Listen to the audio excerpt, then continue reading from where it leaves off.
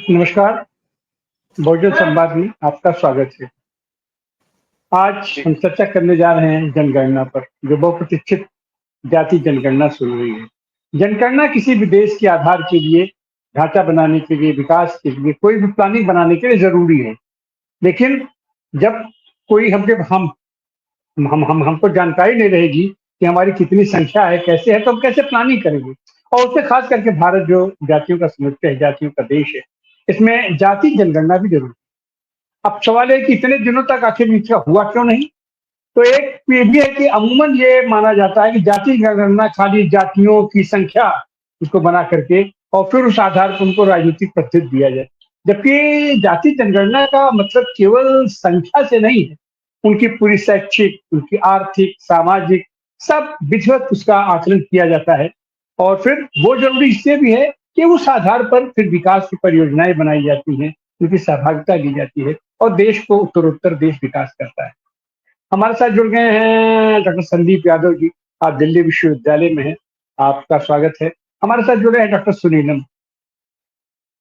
Doctor Sunilam, चर्चा को आगे बढ़ाइए।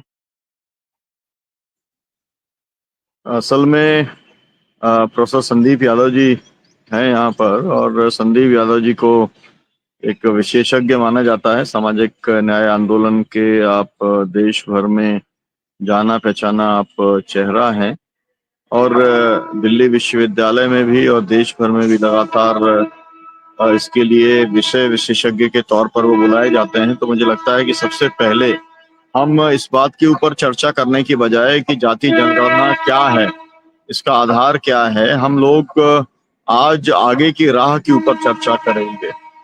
घोषणा का मतलब क्या, घोषणा कब तक पूरी होगी, पूरी करने के अंदर क्या हिचक आने वाले हैं, पूरी हो जाने के बाद में जो उसके नतीजे होंगे वो उसका टाइम फ्रेम क्या हो सकता है, और वो नतीजे आ जाने के बाद में क्या होने वाला है या क्या होना चाहिए। हमने दो जगह पर जाति जनगणना देखी है। एक हम लोगों ने देखी है बिहार में और एक देखी है तेलंगाना में, और दोनों का मामला जाकर के अटक गया। और अटक गया 50% की जो सीमा रेखा सुप्रीम कोर्ट ने तय की हुई है, वहां पर जाकर के मामला पूरा अटक गया। तो अब सवाल ये है कि आगे की राह जो है इसमें कुछ बनेगी या वहीं का वहीं मामला अटक जाएगा। सुप्रीम कोर्ट इसके अंदर सुमोटो कुछ करेगा, या कानून के माध्यम से इसके अंदर कुछ होगा, या फिर जैसा ये महिलाओं के आरक्षण का मुद्दा जैसा एक ठंडे बस्ते में पड़ा है, ऐसा ये एक गिमिक रह करके बिहार में इसका जो लाभ लेना है वो ले करके ठंडे बस्ते में चला जाएगा। तो डॉक्टर संदीप संदीप जी, जनगणना केवल हो जाने से तो किसी समस्या का समाधान होगा नहीं। सच तो यह है कि जो नेतृत्व है हमारा, वो उस नेतृत्व की दृष्टि क्या है, वो चाहता क्या है।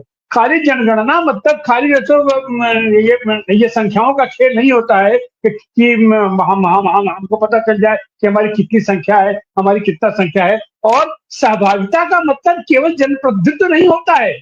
ये सहभागिता का तो ये मतलब होता है कि उनकी आर्थिक स्थिति कैसी है, शैक्षिक स्थिति कैसी है, सामाजिक स्थिति कैसी है, उसमें उन्नयन का प्रयास जो किया जाएगा सरकार करेगी, उसमें किस तरीके के अपने संसाधनों का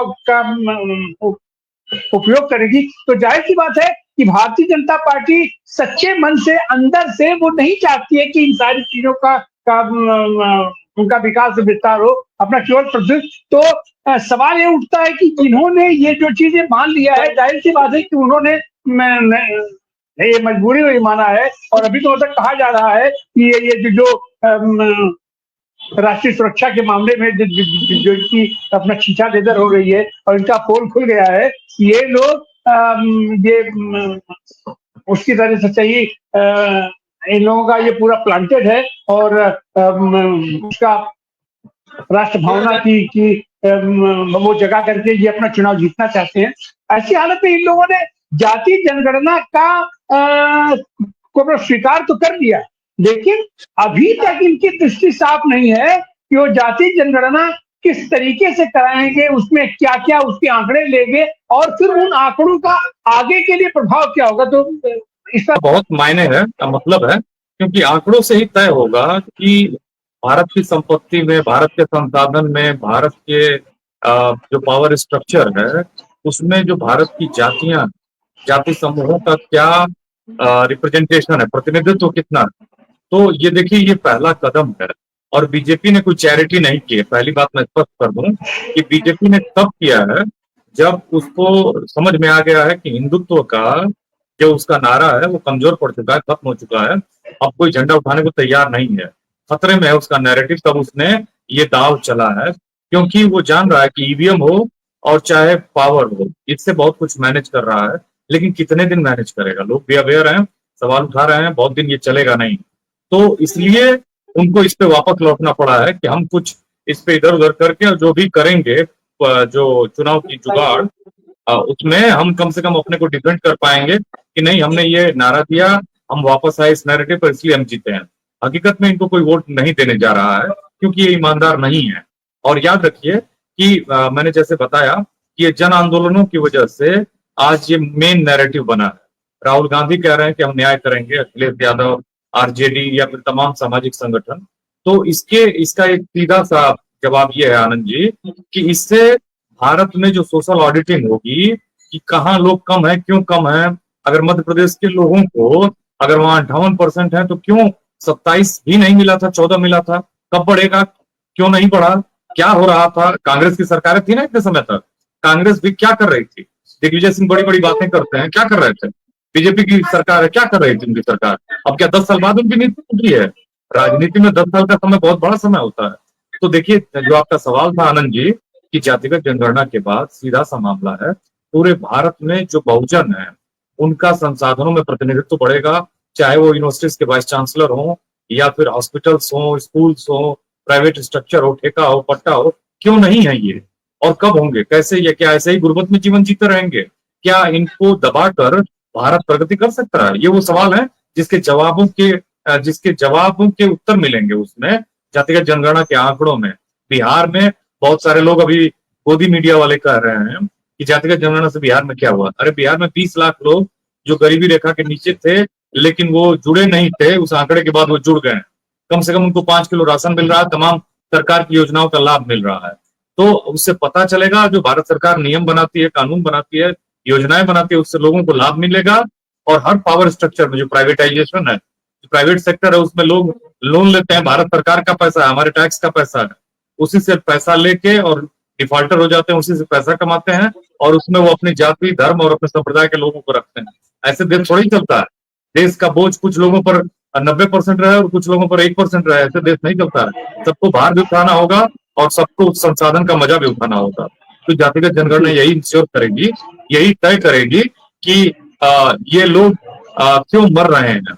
एक वीडियो वायरल हो रहा है जिसमें एक लड़की है, अनुराधा तिवारी, वो कह रही है कि से नो टू कास्ट सेंसस, और खाना लेके बैठी हुई है, कम से कम 10 कटोरियों में खाना है अलग अलग तरह का। तो लोग उनको कोट करते हुए कह रहे हैं कि देखिए, सबको ये मिलना चाहिए खाने को। भारत की इकोनॉमी इतनी खराब हो चुकी है, जब तक हम सोशल जस्टिस के द्वारा सामाजिक समानता की तरफ नहीं बढ़ेंगे, भारत प्रगति कर ही नहीं सकता है। तो ये बीजेपी ने कोई बहुत अच्छा कदम या अपने होशो हवास में नहीं उठाया है, मजबूरी में उठाया है। और बीजेपी जो है वो समझ चुकी है कि कांग्रेस का नैरेटिव या रीजनल पार्टीज का नैरेटिव, चाहे वो डीएमके हो, चाहे वो आरजेडी हो, चाहे समाजवादी पार्टी हो, सभी का जोरदार दबाव था और इसी अपने नैरेटिव से ये लोग आगे बढ़ रहे हैं। तो यही होगा कि लोगों को रिप्रेजेंटेशन का रास्ता मिलेगा। जी आनंद जी, एक बार हम फिर चलेंगे सूरज जी के पास। अतः सूरज जी, ये जो अभी भाजपा का नेतृत्व है, ये तो बिल्कुल विश्वास खो चुका है। इन लोगों ने महिला आरक्षण को भी स्वीकार किया और स्पष्ट रूप से कहा गया तो 29 के बाद लागू होगा। तो क्या ऐसे ही आप इसको देखते, क्योंकि 2 दिन 3 दिन हो गया और अभी तक इनकी दृष्टि साफ नहीं है कि ये जनगणना होगी तो कैसे होगी, उसका ढांचा क्या होगा, उसका आकलन क्या होगा, कैसे होगा, और आने के बाद जो जब परिणाम आएगा उसका, तो उसके बाद ये उसका क्या मैंने अब तक कोई भी ये आपको बताना चाह रहा हूं कि भारतीय जनता पार्टी की मंशा जो है सो जाति जनगणना को लेकर पहले ही बहुत क्लियर थी। जब बिहार का जो जाति सर्वे हो रहा था उस समय सुप्रीम कोर्ट में जाने वाले कौन लोग थे? सारे लोग भारतीय जनता पार्टी के बैक्ड लोग थे। उसके बाद इसको रोकने का भरसक प्रयास बिहार में किया गया, 4 बार इसको जुडिशियल एक तरह से अकाउंटेबिलिटी के थ्रू गुजरना पड़ा। तो ये क्यों है? देखिए, इनको ये डर नहीं रहता है कि कौन से समाज जो है वो शोषित है, ये पता चल जाएगा। ये सब जानते हैं। देश की जो तमाम ऐसे जो पुराने हजारों साल से जो ऐसे वर्ग हैं जो अछूत रहे हैं, जो जिनको इन्होंने शूद्र कहा है, अति शूद्र कहा है, जिन पर अनेक प्रकार से उन्होंने शोषण किया, जिन्हें यहाँ तक कि जिनकी महिलाओं को अपने स्तन को ढकने के लिए ब्रेस्ट टैक्स तक देना पड़ा, तो वो समाज निश्चित तौर से शोषित है। और जब भी एक जाति सर्वेक्षण होगा या जनगणना के साथ जाति गिनी जाएगी और उनके आर्थिक स्थिति का भी मुआयना किया जाएगा, तो ये पता तो चल ही जाएगा। इनको डर ये है कि ये कहीं नहीं पता चल जाए कि देश के जो तमाम संसाधन है वो किस प्रकार 1-2% लोगों के हाथों में केंद्रित है, और ये सभी जो संसाधन है ये एक तो जाति के आधार पर, या तो एक वर्ग है उच्च वर्ग, उनके पास केंद्रित है, अथवा जो कॉरपोरेट है, जो हाल में भारतीय जनता पार्टी की जो आर्थिक जो एक रवैया रहा है, जो दिख गया था जब सुप्रीम बॉन्ड पर एक तरह से देश के सामने तमाम सच्चाई लोगों को नजर आने लगी, तो ये दिख गया है कि देश के तमाम दौलत को कहां पर केंद्रित किया गया है किन लोगों ने उसको लूटकर एक प्रकार से अपने पास रखा हुआ है, किस प्रकार देश के बहुत ऐसे संसाधन हैं जो विदेशों में एक पर्टिकुलर कॉरपोरेट के हाथों में गिरवी है या वो उनको इन्वेस्ट किए हुए हैं।